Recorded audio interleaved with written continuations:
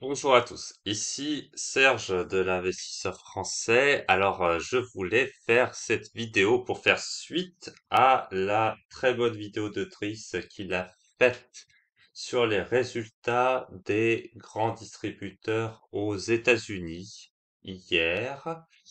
Et il m'a semblé intéressant de me pencher un petit peu aussi sur la question. Donc là, je fais une vidéo peut-être un petit peu plus technique que d'habitude, mais je vais essayer, bien sûr, comme d'habitude, quand je fais de la technique, de rester light et tout à fait accessible.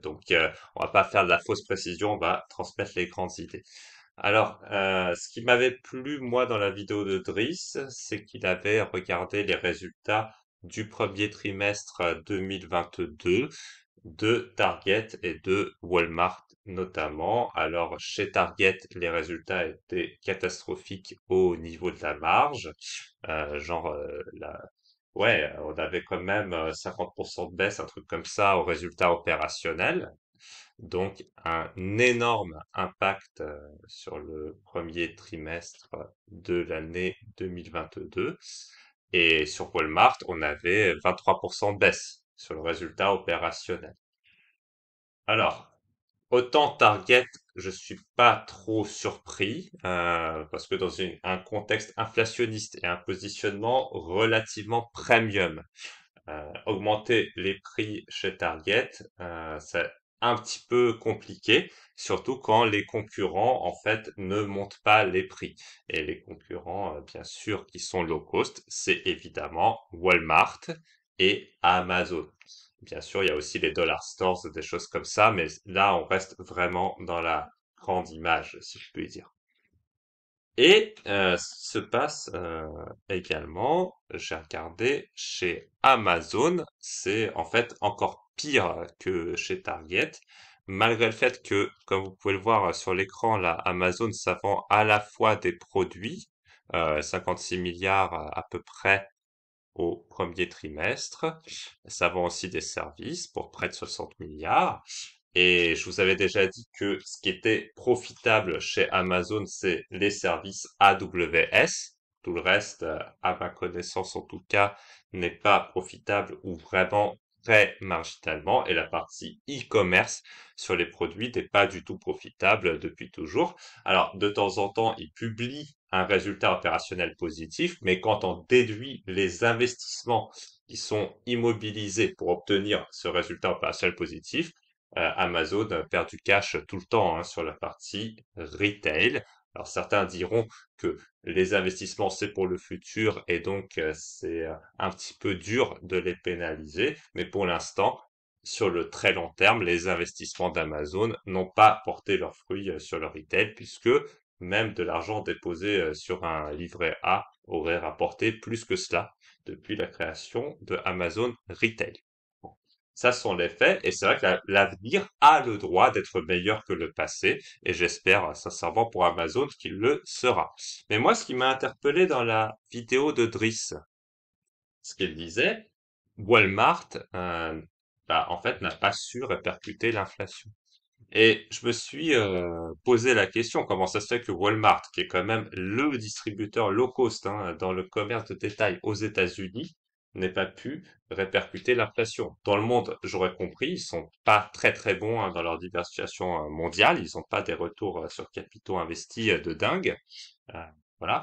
Mais sur les États-Unis, quand même, Walmart, ils sont super bons. Il y a que Costco sur les grands volumes qui est capable de les battre sur le prix, à condition qu'on achète des grands volumes chez Costco. Mais autrement, sur le vrai commerce de détail, personne ne peut rivaliser avec Walmart aux États-Unis. Et du coup, je me suis posé la question, mais comment ça se fait? Du coup, voilà, je vous montre ici. On a Walmart. Bon, chez eux, ils disent c'est l'année fiscale 2023, mais c'est vraiment le premier trimestre 2022. Comment ça se fait que en chiffre d'affaires, on n'est que 2,5% de hausse, grosso modo? Comment ça se fait que ils se soient laissés bouffer par l'augmentation des coûts opérationnels? Alors, ils ont été plutôt cool là-dessus, c'est-à-dire ils ont augmenté leurs salariés. Bon, je dis pas que leurs salariés sont devenus millionnaires, hein, c'est pas le cas, mais ils ont augmenté leurs salariés pour faire en sorte qu'ils puissent affronter l'inflation, ce que je trouve est correct comme pratique, et également ils ont eu des coûts d'approvisionnement en hausse, ce qui fait que le résultat opérationnel de Walmart est en baisse de 23%, ce qui est une des meilleures performances dans le retail américain quand même en ce moment au premier trimestre 2022. Donc je me suis dit, mais c'est bizarre, c'est-à-dire Walmart est le moins cher, il ne répercute pas l'inflation aux consommateurs. Comment ça se fait? Et là, je me suis dit, si j'étais le management de Walmart, en fait, est-ce que moi, j'aurais répercuté l'inflation? Et après une minute de réflexion, je me suis dit, mais non, bien sûr, je l'aurais pas répercuté. C'est peut-être une stratégie intelligente. Alors moi, je sais pas ce qui est dans la tête du management de Walmart. On le voit pas trop, même quand on écoute les conférences call. Donc ils disent, voilà, il y a une inflation, il y a des difficultés, tout ça. Ils sont transparents là-dessus, mais on comprend pas pourquoi ils répercutent pas. Et voilà, moi je me suis dit, j'aurais pas répercuté en fait à leur place non plus. Parce que, en fait, j'ai un concurrent aux États-Unis qui est très emmerdant et il s'appelle Amazon. Amazon, ce qu'ils font, c'est qu'ils s'alignent sur les prix de Walmart et ils payent le client avec leur profit de AWS aujourd'hui et avant c'était avec leurs augmentations de capital et leur endettement. Ils payent le client à acheter au même prix que Walmart. Tout ça en le livrant chez lui, donc en offrant un service supérieur à celui de Walmart, au même prix que Walmart, ou pratiquement au même prix que Walmart. Parce qu'il y a des produits qui sont plus chers quand même sur Amazon aussi, hein. Donc, ils ont un concurrent qui est très embêtant. Un concurrent qui, comme vous pouvez le voir là sur les 3 mois 2022, a une augmentation de ses coûts des ventes, ce qui est normal avec l'inflation, hein. Il a une augmentation aussi de ses coûts de livraison, un petit peu sur les coûts de technologie et sur le coût du sales marketing, tout ça, et aussi sur les dépenses générales. Donc, Amazon prend l'inflation encore plus que Walmart, hein, visiblement, et son résultat opérationnel s'effondre. Je parle même pas des pertes cash qui sont en free cash flow, ils sont à moins 15 milliards hein, sur le trimestre.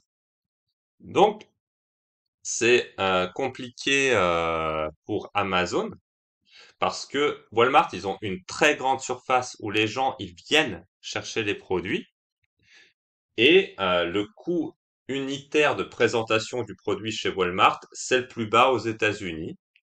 Et Walmart, si il attend et répercute pas l'inflation, comme vous voyez, il reste très très très profitable quand même. Il se fait 5 milliards 3 là en résultat opérationnel.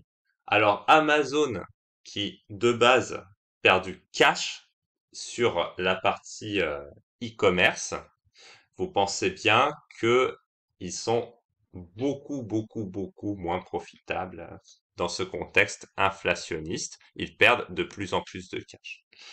Et donc, une stratégie qui serait possible dans ce cas-là, c'est de dire, OK, euh, moi, ce que je vais faire, je vais rester sur mes prix bas et je vais pas les augmenter tant que Amazon, ils augmentent pas.